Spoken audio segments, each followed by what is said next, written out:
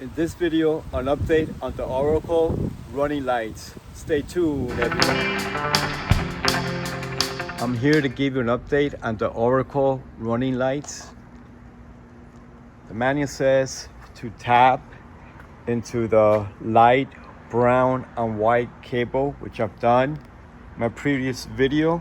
However, that tapping system does not work very well, and with time it did come out. So what I've done, I just got an extension cable and I tapped into fuse 57, which is right here. Here is a diagram of the fuse box showing exactly where fuse 57 is located. What I've done, I tapped into fuse 57, which is right here.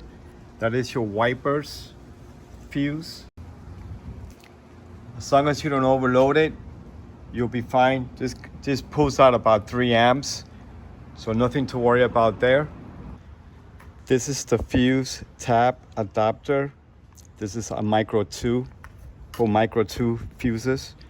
The first fuse you're going to insert is the OEM. It's the one next to the insert. It's in the front. These are a little tight, so I'll get a pair of pliers. They go right in.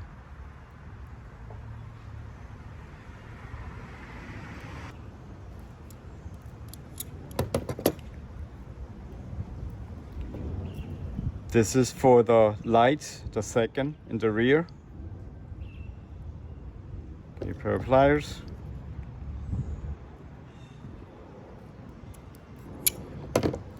Then you just go ahead and insert this right into the fuse box. This cable goes to the running lights, and then you have your neutral that you attach to the body here. It's that simple. Don't worry about there. As you can see, they are off. Let's go ahead and start the vehicle.